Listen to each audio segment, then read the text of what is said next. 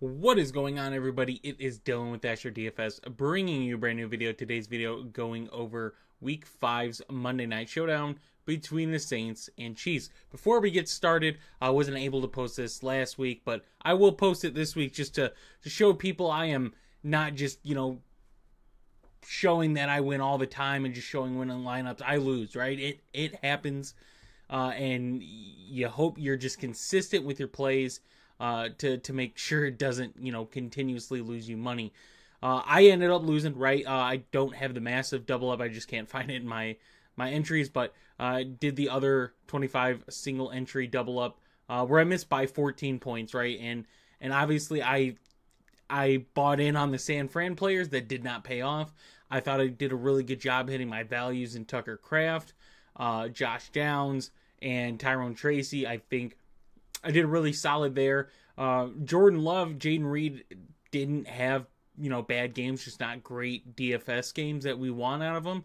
Jordan Mason still didn't even have a terrible game, almost 100 yards on the ground, but just nothing else other than that. Not really getting a lot of receiving work, no touchdowns, so that one hurt. But Debo definitely hurt.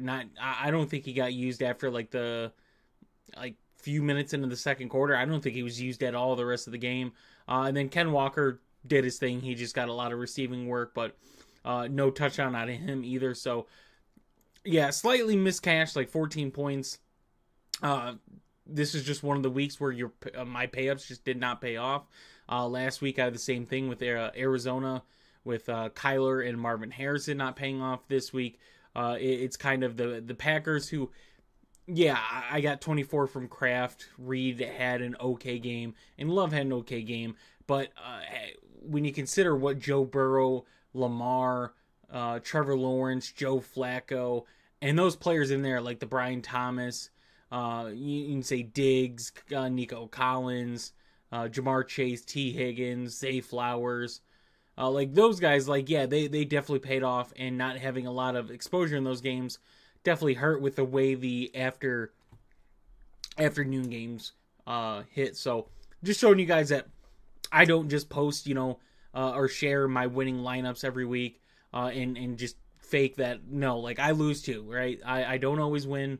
I just hope to stay consistent throughout the season and win at the final week. Once week 18 is done, I'm hoping I have more wins than losses and make some money this season. So now going to the reason you guys are here, going over the showdown. So as you can see, my keys down here, fade, value, and then injury. So Alvin Kamara is a fade at his price point.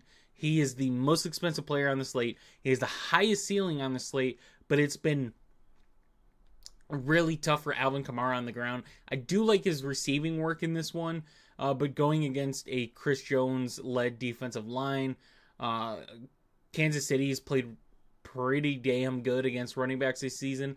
They were able to shut down Bijan and Tyler Algier recently. Gus Edwards, J.K. Dobbins kind of got shut down. So Alvin Kamara, I do like his receiving work. I like his receiving props. I think they're really good. But this isn't a matchup where, at his price point, being the most expensive player on the slate, I want to get a whole lot of exposure to Alvin Kamara.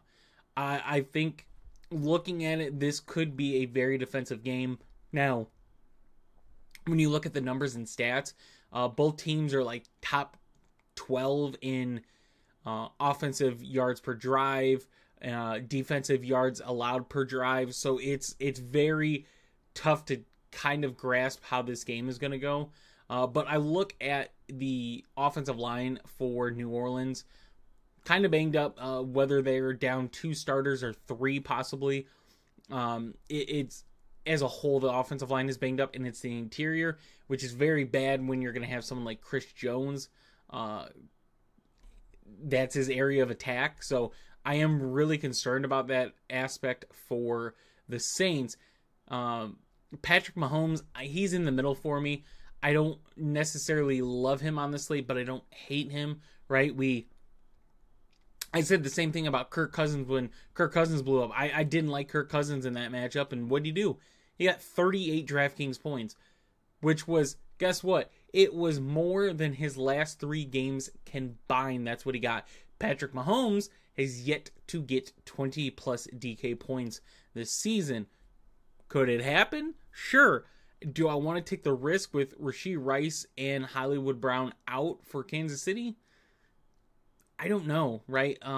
The thing that worries me with Kansas City is, yeah, we never saw Marquise Brown with Mahomes, but the Rashee Rice, we saw the struggle early on with Kansas City last season to where Rashee Rice wasn't Rashee Rice until, 6-7 weeks in. He did have some good plays for the work he got, but he wasn't getting a lot of snaps. They were really, really struggling to find guys that were reliable for him, and it looked pretty bad to start. Even the connection to Kelsey wasn't the greatest. So, yes, I am skeptical of how this offense looks against that Saints secondary. So, Patrick Mahomes at his price point is just, if I get more exposure than most people, it is what it is. If I get less, it is what it is. So he's kind of in the middle. Chris Olave, I like at his price point, though, especially on FanDuel. I think he's got a really solid price point. DraftKings, he's the third most expensive. On FanDuel, he's number 5, so you get some value out of FanDuel. Obviously, half PPR on FanDuel, so you have to take that into consideration, but he's the only wide receiver that really has good numbers against man coverage, which both defenses run man coverage more than zone, so that's something you got to watch out for, especially New Orleans. They're a top 5 defense deploying man coverage, so Kansas City not so much, and they have an opportunity, right? Corners out, it's a really good matchup for Olave and Shaheed, whoever's going to have those slot opportunities. But with that, I don't like Derek Carr in this one.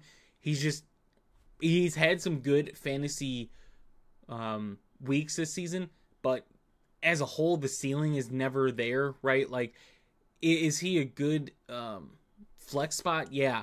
Is he someone you want to captain in a slate like this? Not really. Like, we hardly ever see Derek Carr hit his ceiling. He's just a very consistent quarterback in the way he wants to play. He's going to continue to chip at the defense, and then as soon as you start to contain the chip, he's going to beat you deep with Shaheed. That's kind of what they've done the last 2 seasons, and we've seen it more this season, is the deep ball threat. But in this one, I just don't like it against Kansas City's defense, and that's with injuries to New Orleans offensive line. Xavier Worthy, I don't love Xavier Worthy in this one. It's very tough to find a number of people to like, but with Rashee Rice being out, Xavier Worthy does go into that number 1 wide receiver role. But if we're comparing, like on DraftKings, I'd rather have Kelsey. Maybe on FanDuel it's the same thing, but you get a $2,000 decrease from Kelsey to Worthy. And then if you look at Kareem Hunt's price, like, you get a discount on Worthy to where he's below Kelsey, Hunt, Mahomes, like all of them. So I like the value there for Worthy there. My only concern is, yeah, he's a speed guy, could be a deep threat. Maybe they find ways to use him, but he doesn't have a lot of receptions. I think he's averaging like 2.5 receptions a game. It's not great. I'm looking at Travis Kelce as being like the number 1 guy for Kansas City. I do like the run game for Kansas City. We'll talk about that in a second. But I think Kelce against New Orleans middle of the field attack with Rashee Rice out, a lot of man coverage, like I mentioned. I think it's going to be Mahomes relying on the guy he knows that could catch passes, which is going to be Travis Kelce. Especially, like I said, on DraftKings, his price is amazing. On FanDuel, you do have to get different if you're going to pay $13,000 for him. Shaheed, I mentioned, it's just switching out in the slot. Obviously, I like him a lot more on FanDuel for his price point. He's the cheapest guy out of this tier. The quarterbacks, the wide receivers, even a running back in Kareem Hunt, you're getting a discount on Shaheed on FanDuel. DraftKings, it's fair for this type of matchup for where he's at. But going to the running backs for Kansas City, I think if you were able to combine all of Kansas City's running backs this week, I would like them, right? I think Kareem Hunt does a really good job of running the ball. Samaje Perine does a good job of, being a pass catcher. Carson Steele does his thing. Carson Steele is seeing his snaps go down since Perine and Hunt have joined the team and started to get more experience and chemistry in the offense. We've seen Steele get less volume, and that's because he cannot hold on to the ball. But picking between Kareem Hunt at 7,400 and 12,000 on FanDuel, and Samaje Perine, who's 6,400 on DraftKings, but 8,000 on FanDuel, Samaje Perine gets the receiving work, but FanDuel's got half PPR. So, if he gets 4 receptions, he's only getting you 2 points versus DraftKings. He gets you 4 receptions, you're getting 4 points. So, I don't love Kansas City's individual running backs. I like them as a whole. I do want to have exposure to all 3 because I do think there's a scenario to where all 3 guys are able to get a touchdown, right? Not saying that all 3 in the same game are going to get that touchdown, but I see a scenario where any of them could get a touchdown. So, I don't like any of them. I like just as a whole. So it's very tough for me to try to pick one in this slate. I do like kickers. I think this is a really good kicker slate again, to where Harrison Butker at his price point. New Orleans is a top 5 red zone defense so far this season, which means if teams are going down to the red zone, they're struggling to score. I think they're allowing a touchdown on 22% of the drives, like the red zone drives. And Kansas City's about 50% of scoring. So Harrison Butker in this one, I do like. I mentioned this is a game that's very hard to judge when you look at what the offenses are capable of doing and what the defenses are capable of doing.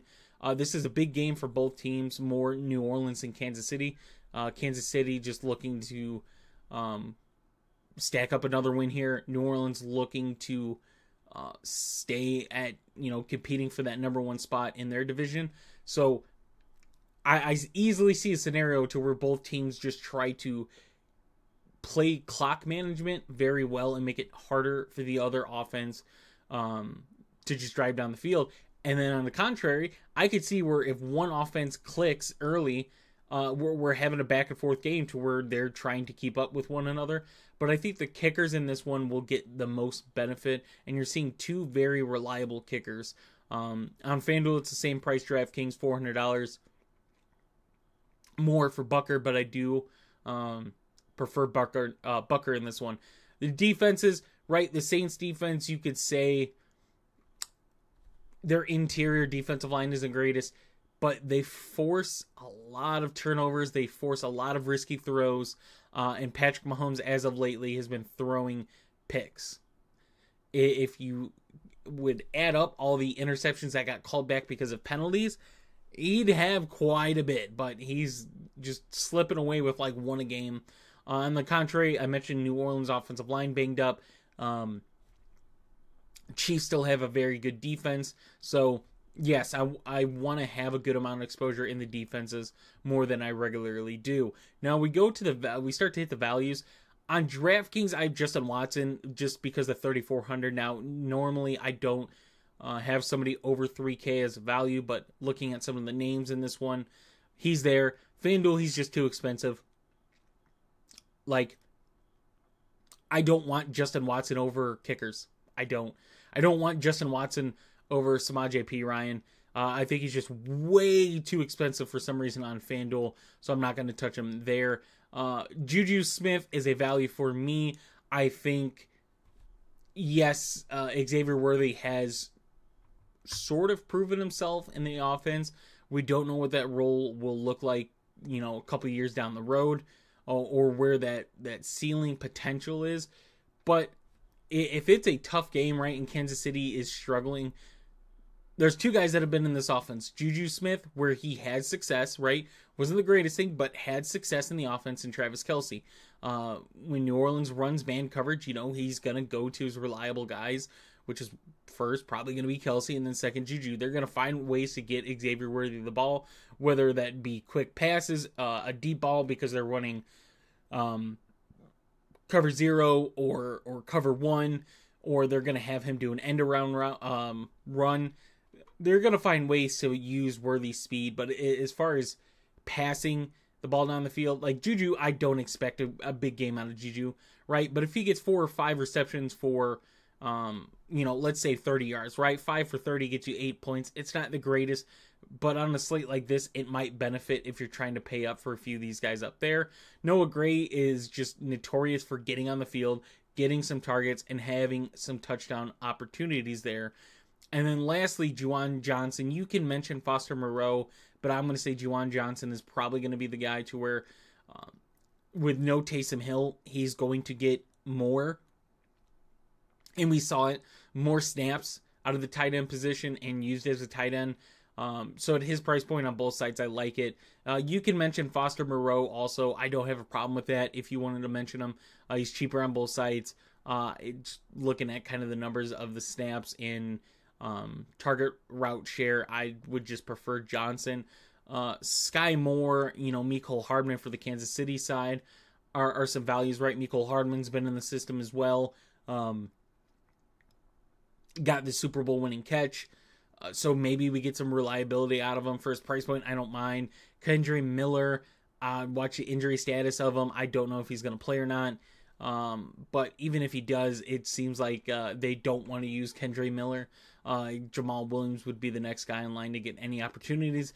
And Jamal Williams just has not looked good in New Orleans offense at all. So I hope you guys did enjoy the video. If you did, please leave a like and subscribe. If you guys are interested in getting my spreadsheet for not only the showdowns, but for the main slate, the link for our Discord will be in the description down below.